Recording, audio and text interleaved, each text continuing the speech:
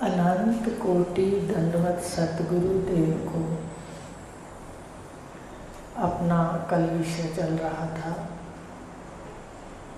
कि भगवान ने दिव्य दृष्टि देने के लिए 3 प्रश्न कहे हैं।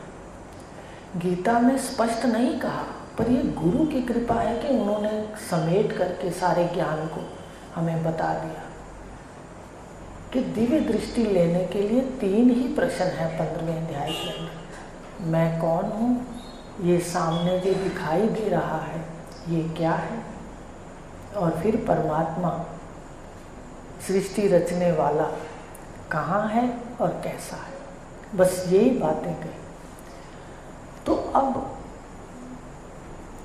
तो अब उन्होंने ये कहा कि ईश्वर कहाँ रहता है। कहते ईश्वर बताया था सबके हृदय में वास करता है, और हृदय भी बता दिए कि एक हृदय नहीं है, एक एक सेल जो हमारे शरीर का है उसमें तुम्हारा आकार भी है, हृदय भी है और तुम्हारा आकार भी है, एक एक सेल में। आप आजकल देखते हो ना कोलोन से वो हो जाते हैं, तो एक सेल लेने के बाद वैसा का वैसा व्यक्ति तैयार हो जाता है। एक एक सेल में तुम्हारा आकार है। देखो क्या हमें ये बातें पता थी? अब वो उनके अंदर जो हार्ट है इतना हर व्याप्त जो है वो ईश्वर है, उपाधि वाला। ये छोटे छोटे सेल की उपाधि में भी वो है, इतने बड़े शरीर में एक हार्ट रख दिया उसमें भी वो। तो सर्वत्र देखो कैसे हार्ट में सबके ही में है।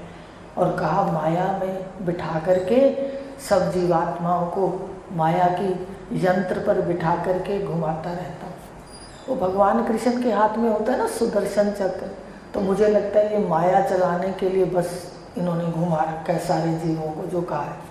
पर इस माया के अंदर ही स्वदर्शन चक्र, इस चक्र में क्या करना है? स्व के दर्शन करने, ये भी सुदर्शन चक्र हो गया। तो एक तो जो माया का चल रहा है, भगवान स्वयं कह रहे हैं माया पर बिठा करके इनको घुमाता रहता है। आप अपने आसपास देखा करो।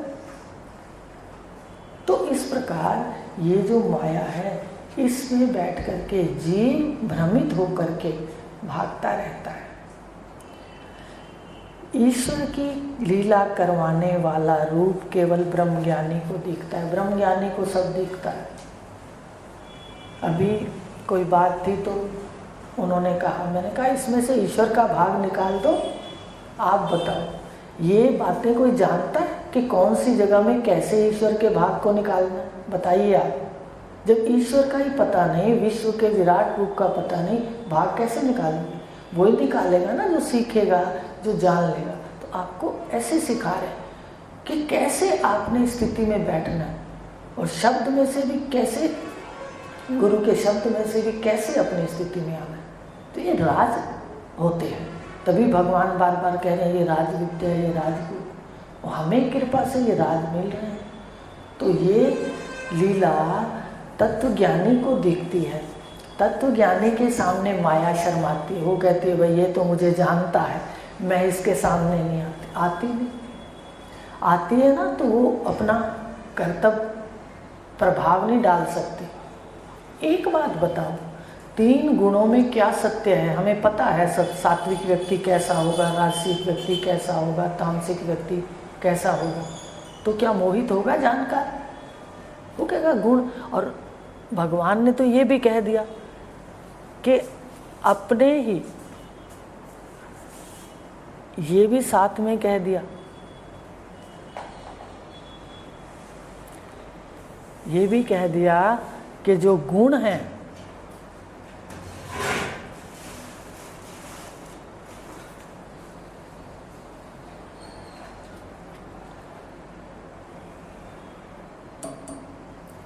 कि हर व्यक्ति, हर अंतःकरण अपने गुणों से सुख दुख पाता है। ये कहा उन्होंने कि हर जो व्यक्ति है उपाधि वाला है वो गुणों से सुख दुख पाता है, अपने गुणों से सुख दुख पाता है। तो ये माया जो है तत्वज्ञानी के सामने, माया तत्वज्ञानी के सामने माया शर्माती है, माने प्रभाव ही नहीं डाल सकती। उसको पता होता है ये तो मुझे जानता है, मैं कितने स्वांग कर लूँ ये हाथ में नहीं आता। दृष्टा तो हो जाता है। अब बताओ, आप कोई भी क्रिया करोगे उसमें पता तो चलेगा ना, देखेंगे तो सही। डूबना तो आपकी इच्छा है, उसमें डूबे या ना डूबे। तो इस प्रकार माया उससे घबराती है, छुप जाती है। यथार्थ ज्ञान जिसको नहीं हुआ तो माया सदा उस जीव को नचाती है, लुभाती है। जगत में तो बहुत प्रपंच है, ओहो, जगत में तो लोग उबल रहे हैं। जैसे वो भट्टी में वो दाने होते हैं ना, तो उसको भूनती है वो जो माई बैठी होती है या कोई पुरुष बैठा है उसमें, वो उबल उछल के दाने बाहर आते हैं और फिर फट भी जाते हैं, फट भी जाते हैं, कोई बाहर भी निकल आते हैं। तो आश्चर्य से देखो कि ऐसे ही जीवात्माएं अपने गुणों से ऐसे हो रहा है कि वो इतनी उबल रही हैं कि शांति नहीं है। शांति केवल परमात्मा की, भगवान कृष्ण के आत्मज्ञान के बाद है। नहीं तो आप अपने घर भी देख लो, आपको पता चल जाएगा कैसे उबल रहे हैं अंतःकरण। और आप जैसे जैसे आओगे यहाँ, आपको स्वयं लगेगा क्या है, रेत आ गई। रेत अगर कपड़े पे लग जाती है, हम उसको कितनी देर रखते हैं? एक क्षण नहीं रखते, झाड़ देते हैं। इसी तरह तत्वज्ञानी झाड़ देते हैं। ये क्या है? क्या ये लेने योग्य है? क्या ये स्वीकार करने योग्य है? तो इसलिए वो माया उसके सामने अपना रूप नहीं दिखा सकती। अपने अज्ञानी को तो पीछे भगाती है और ज्ञानी के पीछे भागती है। माया परमात्मा की परछाई है। देखो, आप इतने दृढ़ निश्चय परमात्मा पे कर लो, अपनी आत्मा पे कर लो, फिर देखना आपके घर ऐश्वर्य कैसे आते हैं। ये बात उपनिषद की मेरी नहीं है, ये छाया है परमात्मा की। जो छाया के पीछे भागते हैं, छाया के पीछे कोई भाग सकता है? और जो आगे चलते हैं छाया के, जो पीछे भागता है, तो छाया और भागती है और भागती है और भागती है। आपकी परछाई, आप परछाई के पीछे भागेंगे, वो और भागेंगे। और अगर आप मुंह मोड़ करके परछाई से मुंह मोड़ लिया और आप भागने लगे, चलने लगे, तो परछाई तुम्हारे पीछे है। व्यवहारिक जीवन के अंदर ये बात ऐसी माया है। तो जो अज्ञानी है वो माया के पीछे भाग रहा है और तत्वज्ञानी शांति से आराम से अपना सफर कर रहा है, तो माया उसके पीछे भागती है। तो इस प्रकार कहा गया कि ये उसको अज्ञानी जीव को लुभाती है और इसको अपने पीछे भगाती है, पर तत्वज्ञानी के पीछे रहती है।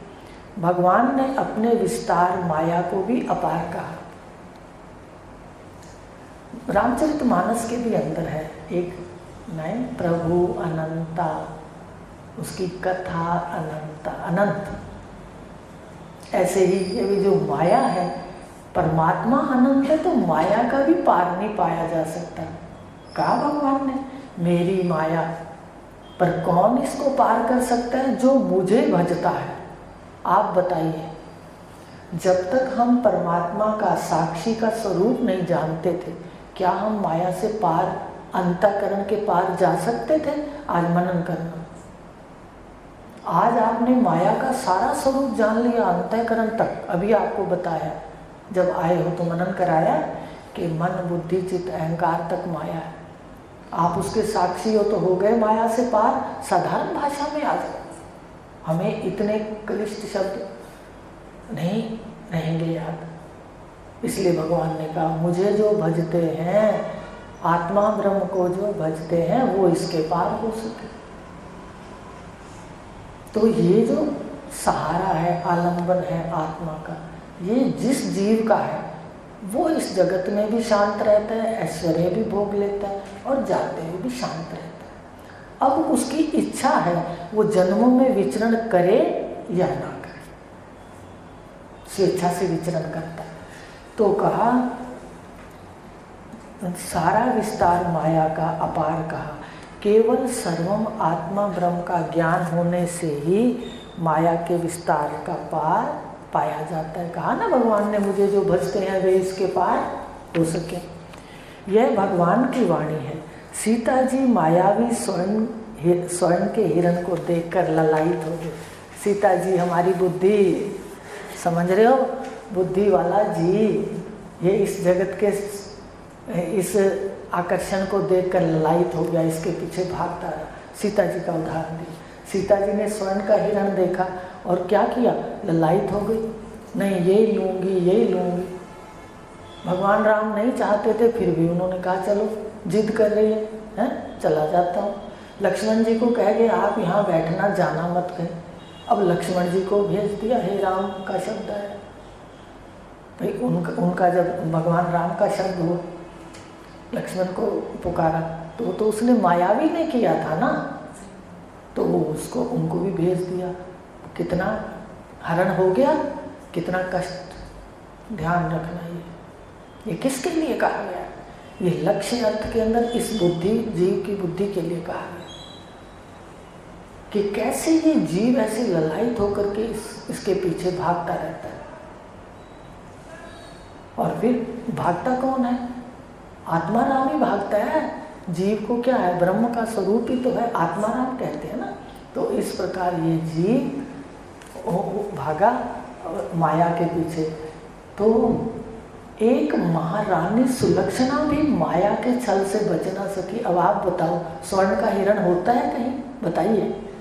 मुझे कई बार पहले आता था मन में, भाई सीता जी इतनी सियानी होकर के, सुलक्षणा शब्द लिया कि सुंदर लक्षणों वाली, इतनी सुंदर होकर के मतलब मन की, और उसने कैसे स्वर्ण का हिरण सच्चा मान लिया और राम जी को भी भगा दिया, और फिर आज्ञा का भी पालन ना हो करके राम जी की लक्ष्मण जी को भी कह दिया जाओ, उसको प्राप्त करने के लिए सबको भगा दिया, भगाया पीछे। तो एक सुलक्षणा स्त्री माया के छल से बच ना सकी, तो साधारण जीव की क्या सामर्थ्य है, जीव की क्या सामर्थ्य है, वो कैसे बचेगा। जीव इसी तरह माया को प्राप्त करने के लिए माया के पीछे भागता रहता है, और बाद में सीता जी की न्यायी दुखों का सामना करना, इसका हरण कर लेता है राम। आ रही है बात समझ में, थोड़ी सीता जी की बात रामचरित की भी समझ लो कि उसमें लक्ष्य अर्थ में है, सारी रामचरितमानस वाच्य अर्थ में भी है, लक्ष्य अर्थ में। तो इसको हर लिया अहंकार ने। जो अहंकारी व्यक्ति है, हमारे शास्त्रों में कहा, वो किसी से प्रेम नहीं कर सकता, उसका कोई एतबार नहीं। तो जब बुद्धि अहंकार से हरी जाती है तो कष्ट पाती है। इसलिए निरीक्षण करना चाहिए कि हमारा बात बात पर मैं तो नहीं आ जाती, शरीर की मैं इतनी तकड़ी है, हर समय हम शरीर की मैं को, मान को, अपमान को तो कोई लेके नहीं जाता, मान को लेके घूमते रहते हैं। हल्का सा कहीं मान को अगर आया, हमारा तो रूप ही बदल जाता। तो ये देखना चाहिए ना। सीता का हरण हो गया, रावण हर के ले गया रावण हर के।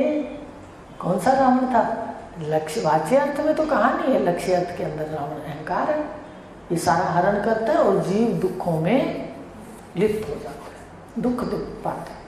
तो कहा श्रीमद् भगवत गीता का जन्म, समझ आ गया, अहंकार का निरीक्षण करना है, पढ़ने का यही अर्थ है। यहाँ आकर अपन शांति से मनन करते हैं, ठीक है ना। घर मान लो अपने को समझ नहीं आती, यहाँ करके तो पका पकाया मिल जाता है, थाली ले जाओ, घर बैठ के खा लो, फिर कल आ जाना, क्योंकि अपनी पकानी तो अभी आती नहीं है। आती है पकाने, किसी किसी को आती है, चलो कच्ची पक्की बना लिया करो, हैं, दाल रोटी खा लिया करो, लेकिन यहाँ तो मिल जाती है, तो कितना भाग्य है हमारा। तो श्रीमद् भागवत गीता का जन्म धर्म भूमि कुरुक्षेत्र में हुआ, जानते हो ये। तो उस धर्म भूमि कुरुक्षेत्र में कौरवों और पांडवों का आपस में युद्ध हुआ। सात्विक बुद्धि पांडव और तामसिक अहंकारी कौरव। अब ये लक्षण है, अब ये नहीं कि वो एक जना ही है, आज भी देख लो कौरव और पांडवों का है। दुर्योधन भी देखो क्या है उसमें, भाइयों से, धृतराष्ट्र भी है, भाइयों से अन्याय करना, भतीसों से अन्याय करना, उनका हक उनको ना देना, धृतराष्ट्र आज भी हैं, अर्जुन आज भी है। वो सरलता से छोड़ भी करता है, शांति में भी रहता है, ज्ञान भी लेता है। तो ये अंतःकरण के लक्षण है, अंतःकरण ही ये लक्षणों वाला है। तो कौरव और पांडव इन दोनों के बीच में हुआ। ये दोनों आपस में चचेरे भाई थे। धृतराष्ट्र के पुत्र कौरव और कुंती के पुत्र पांडव। कुंती के पुत्र पांडव। अर्जुन सरल हृदय थे। अर्जुन का नाम जो है ना, वो नाम ही सरल है। अर्जुन का अर्थ होता है सीधा, तो अर्जुन सरल थे। वे अपने भाइयों को युद्ध में मारना नहीं चाहते थे। वो अपने चाचा के पुत्रों को मारना नहीं चाहते थे। दुर्योधन राज्य का लोभी था। अब लोभी व्यक्ति, देखो लोभी व्यक्ति में सारे दुर्गुण होते हैं। वो इतना क्रोधी भी होता है क्योंकि उसकी कोई इच्छा पूरी ना हो, वो तो पूरा लोभ दिखाता है। लोभ और होती जाती है तो बढ़ता जाता है। ये बिल्कुल सत्य है। आप अपने आसपास निरीक्षण करो, एक बात पूरी कर तो फिर और चाहिए। और कई बार हंसते हुए भी कहते हैं, भाई आज ये चीज़ मांग रहे हो, अब तो खैर फर्क पड़ गया, तो भाई बस, पर नहीं, आज मेरा ये कर दो, कल मेरा वो कर दो, परसों मेरा वो कर दो। किस दिन बताओ हमारी मांग खत्म हुई है? बुरा ना मानना। जब पहले परमात्मा के मंदिर जाते थे तो भी समझ नहीं थी, नहीं मांगा, एक अलग विषय है, पर है यही सत्य। तो हमें अब अपने में आना है, माया की परछाई को वैसा सिद्ध करना है। हमें मांगना नहीं है, अब संकल्प करना है। यहाँ कोई भी कष्ट है तो अपने को संकल्प करना है कि गुरुदेव ये सुहाता नहीं, आप इसको दूर करो। ये कोई गलत नहीं है, लेकिन कहा उसका लोभ ना बढ़ जाए। कहाँ पूरे होती है इच्छाएं तो लोभ बढ़ जाता है, और नहीं होती तो क्रोध बढ़ जाता है। तो ये उसके लोभी के लक्षण है। वह पांडवों को जीवन निर्वाह के लिए गांव भी नहीं देना चाहता था। अब ये थोड़ी सी बताई है, वे किसी को ना पता हो तो पता चल गया, आप सबको तो पता है। तो पांडवों को एक गांव भगवान कृष्ण ने समझौता कराना चाहा। कहा इनको एक एक गांव दे दो। देखो उसने कहा मैं एक गांव में सुई की नोक जितनी जगह नहीं दूंगा, गांव तो छोड़ो कहता। देखो तो फिर भगवान ने धर्म की रक्षा के लिए पांडवों को प्रेरणा की। एक गांव भी नहीं देना चाहता। भगवान के समझाने पर भी कौरव नहीं माने। वे पांडवों को मारकर अखंड राज्य भोगना चाहते थे। मार कर देखो, हमने देखा है नहीं तो सारा महाभारत के अंदर अधर्म प्रतिपादन न हो जाए, इसलिए श्री कृष्ण ने धर्म की रक्षा के लिए पांडवों को युद्ध की प्रेरणा की। कौरव लड़ना चाहते थे, पांडव शांति चाहते थे। जानते हैं हम सब, वो लड़ना चाहते थे, वो शांति चाहता था। फिर भी युद्ध करना पड़ा। अरे चाहने से क्या होता है? एक पक्ष अगर सही चाहता है और दूसरा नहीं चाहता तो दूसरा भी तो फेल हो जाता है। भाई एक चाहता है दूसरा नहीं चाहता तो उसमें दूसरा क्या कर सकते हैं? क्योंकि दूसरा भी हावी हो जाता है ना कि मैं तो ऐसा ही करूँगा, तो दूसरा क्या करेगा सामने? एक मान लो सही रास्ता भी दिखाता है और दूसरा उस पर नहीं चलता तो क्या कर लेगा वो? तो यही कितना भगवान ने रास्ता दिखाया। अर्जुन ने कहा कितना सब कुछ देखो उन्होंने सहा, जो भी अज्ञातवास है और भी कई बातें, लेकिन वो नहीं माने पांडव। युद्ध में अर्जुन की दृष्टि रिश्ते नाते वाली थी। युद्ध में देखो अर्जुन की दृष्टि तो थी रिश्ते नाते वाली, और दुर्योधन तो राज्य के लोभ में विस्तार के अंदर लेके खड़ा था मारने के लिए हथियार, और संबंधों वाली थी। ये किसकी दृष्टि थी? अर्जुन की। वो कहता मेरे चाचे खड़े हैं, ताए खड़े हैं, गुरु खड़े हैं, आप तो पुरुष खड़े हैं, मैं नहीं मारूंगा। कहा धनुष रख दिया, कहा मैं ना लड़ूं। हाथ से गांडीव रख दिया, कहा मैं ना लड़ूं। भगवान ने कहा, उठ के डंडा उठाया, भगवान ने गालियां दे दी। लड़ेगा कैसे नहीं? कहा कि अगर तुम वर्ण धर्म का कर्म नहीं करेगा तो क्या क्या है, तेरे लक्षण सही नहीं। तो इस प्रकार उनकी संबंधों वाली दृष्टि थी, अर्जुन की मोह वाली थी। क्षत्रिय धर्म के अनुसार युद्ध भूमि में विरोधी ही होते हैं। क्षत्रिय धर्म के अनुसार युद्ध भूमि में कौन होते हैं? अगर आप उसको विरोधी देखोगे तभी मार सकते हो, नहीं तो नहीं मार सकते। आ रही बात समझ? तो उसकी दृष्टि में तो अपने थे, संबंधी थे। अर्जुन की दृष्टि ने विरोधी ना देखकर गुरु, मामा, चाचा, पितामह देखे। पितामह भीष्म, गुरु द्रोणाचार्य आदि आप्त पुरुषों को अर्जुन मारना नहीं चाहते थे, इसलिए क्षत्रिय धर्म से च्युत हो गए, गिर गए। क्षत्रिय धर्म क्या है? क्षत्रिय धर्म है अपने वर्ण धर्म के अनुसार लड़ाई करना। जैसे सामने विरोधी आ गया तो उसको क्या करना है? उसको युद्ध में पराजित करना है, ठीक है। तो ये उस अर्जुन ने नहीं किया, तो अपने धर्म से गिर गया। क्षत्रियों का धर्म है कि युद्ध अगर ना चाहते हुए भी, ये बिल्कुल सच्ची बात है, आप नहीं चाहते हो कोई चीज़ उपस्थित होगी, आप क्या करोगे? आप भले कितने ही सही हो, सामने वाला ही अगर नहीं मानता, आप मित्रता करना चाहते हो, मान सामने वाला करता नहीं तो है, आप शुद्ध हृदय से जाते हो, सामने वाला मलिन है तो, क्योंकि हर व्यक्ति अपने चश्मे से देखता है। तो ये सही बातें हैं सारी। अगर ना चाहते हुए भी उपस्थित हो जाए तो युद्ध भूमि में शत्रु का सामना करें। युद्ध भूमि में क्या करें? सामना करें। पीठ दिखाकर भागना कायरता है, निंदनीय है। रिश्तों के मोहवश होकर अर्जुन अपने क्षत्रिय धर्म से च्युत हो गए, युद्ध करने से मना कर दिया। कहा सब खड़े हैं, कृष्ण क्या कहा भगवान की बात, अर्जुन की बात देखो, कहते मेरे ये मामा चाचा खड़े हैं, वो जैसे कृष्ण को तो पता ही नहीं था, लेकिन देखो कैसे कह रहा है कि मैं कैसे अपनों को मार लूं, ये मेरे मामा चाचा हैं। भगवान ने जवाब नहीं दिया। पढ़िए पहला अध्याय, भगवान चुप है, कोई जवाब नहीं दिया। कहाँ कहाँ दिया, बड़े रहस्य हैं इसमें।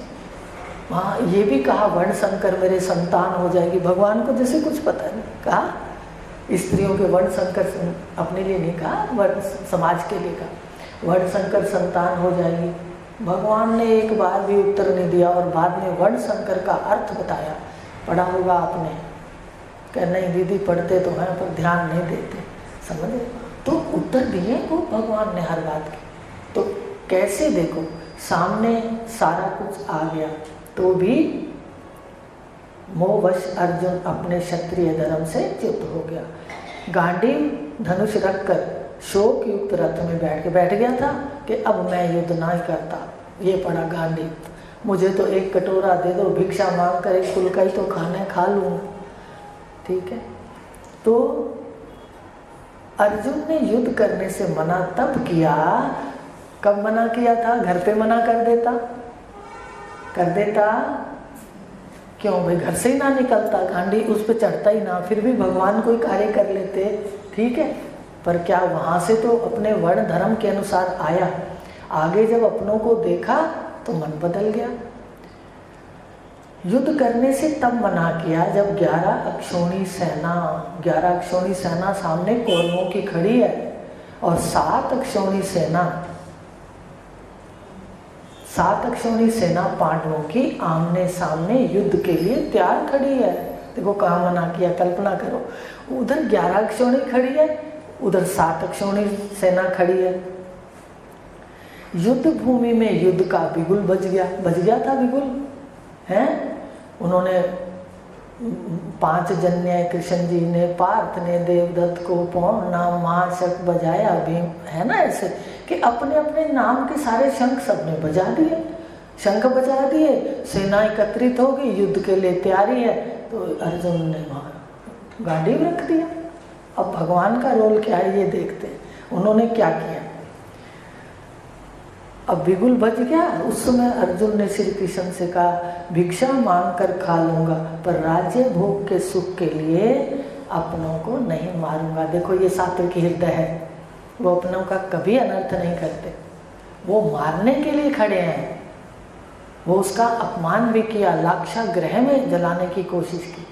ये देखो कुछ नहीं उसका बुरा, एक बार नहीं अर्जुन ने कहा कि भाई वो मैं भी ऐसा ही करूँगा। ये लक्षण है सात्विक हृदय के और तामसिक हृदय के, राजसिक तामसिक हृदय के। मांग कर खा लूंगा पर अपनों को नहीं मारूंगा।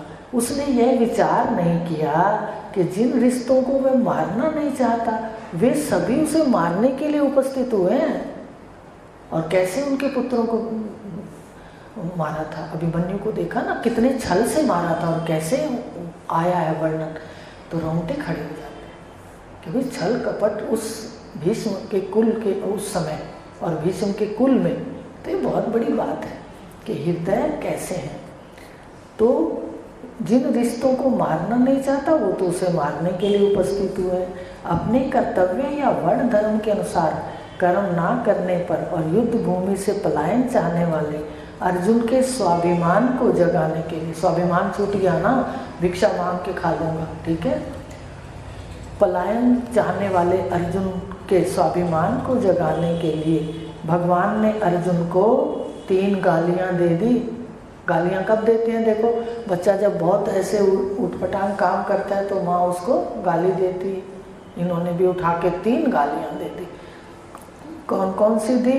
एक तो अनार्य कहा, श्रेष्ठ नहीं है, निकृष्ट मतलब अनार्य, आर्य पुरुष नहीं है। नपुंसक कहा और शूद्र वृत्ति, शूद्र वृत्तियां हैं। और नपुंसक माने जो अपने कार्य नहीं कर सकता संपन्न। तो क्या हुआ कि भाई देखो, कोई व्यक्ति अगर घर में परिवार बढ़ गया, गृहस्थ के लिए बता रही हूँ, ध्यान देना, अक्सर यही होता है, गृहस्थ से तंग आ गए, खर्चा पूरा कर ना सके घर का, और ज़्यादातर फिर लोग क्या करते हैं, सन्यासी बन जाता हूँ। अच्छा, यहाँ तक भी सुना है, और जो अपने सन्यासी गए हुए हैं वो भी चर्चा करते हैं कि वो ये चर्चा करते हैं यहाँ तो खाना पीना मुफ्त में हो जाता, परिवार भी छोड़ दिया। तो अपने परिवार का जो भरण पोषण पर आप पर कर्तव्य था वो आपने छोड़ दिया, छोड़ दिया। गृहस्थी को जब तक संन्यास लेने की आज्ञा नहीं है, तब तक संन्यास लेने की आज्ञा नहीं है, जब तक उसकी संतान विवाह नहीं हो। उनको सेट कर, उनका विवाह करके फिर संन्यास लेना।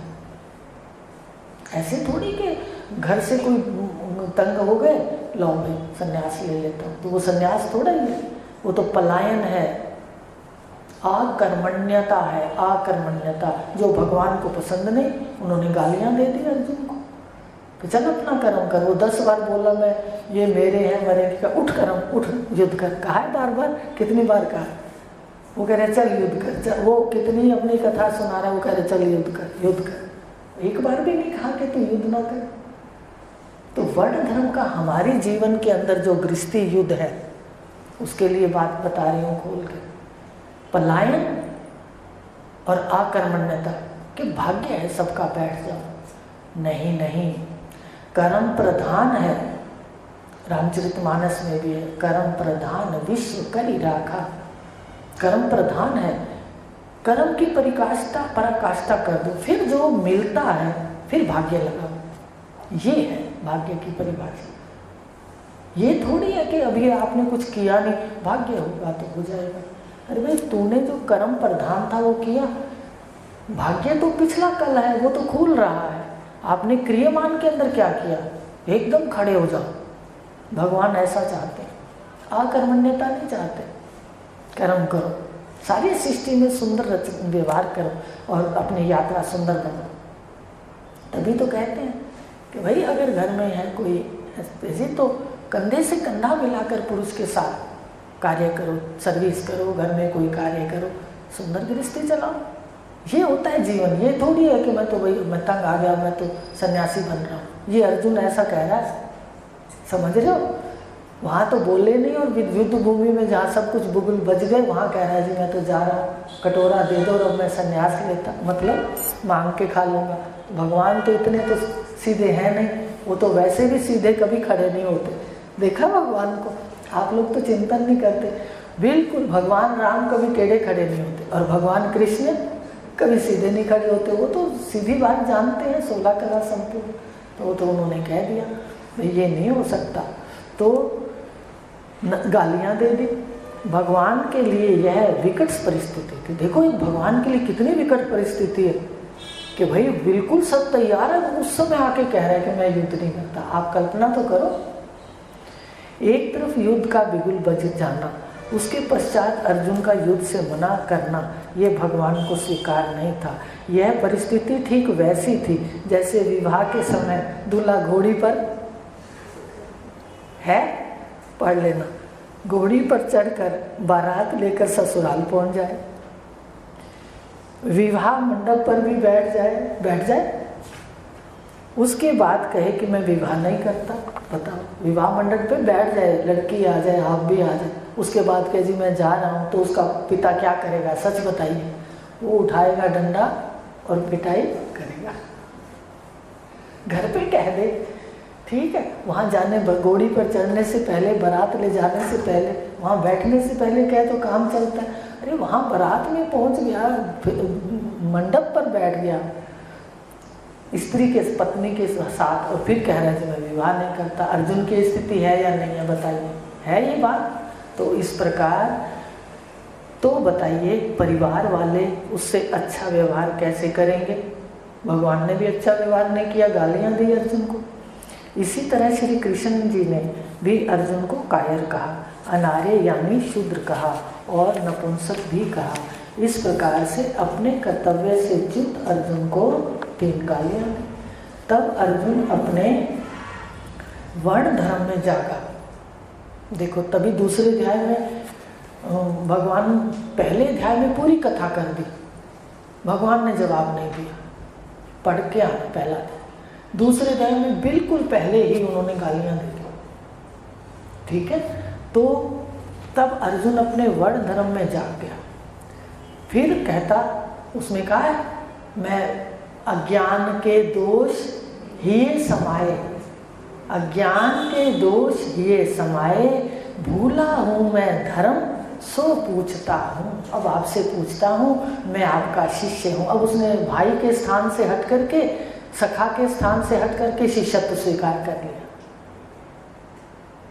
जैसा आप कहोगे मैं आपका चेला हूँ, आपके पीछे चलूँगा। चेले का मतलब क्या होता है?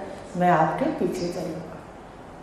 देखो, संबंध था भाई मामे बुआ के थे, वो संबंध को भी छोड़ करके पैरों में बैठ गए।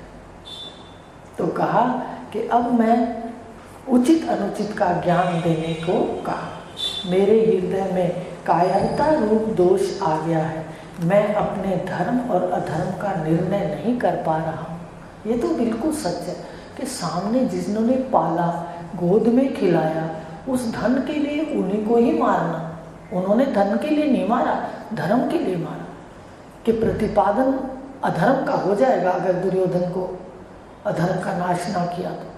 भगवान ने कहा ना, धर्म का नाश करने के लिए, धर्म की स्थापना के लिए मैं हर युग में आता हूँ, कहा ना। तो ये वो बात थी। तो कहा कि मैं अपने धर्म अधर्म का निर्णय नहीं कर पा रहा हूँ, अब जो मेरे लिए कल्याणकारक साधन हो वह कहिए। मैं आपका शिष्य हूँ, आपकी शरण। अर्जुन के ऐसे वाक्य सुन धर्म भूमि कुरुक्षेत्र के दोनों सेनाओं के बीच में खड़े हुए श्री कृष्ण जी के मुख से, देखो, शिष्यत्व स्वीकार किया।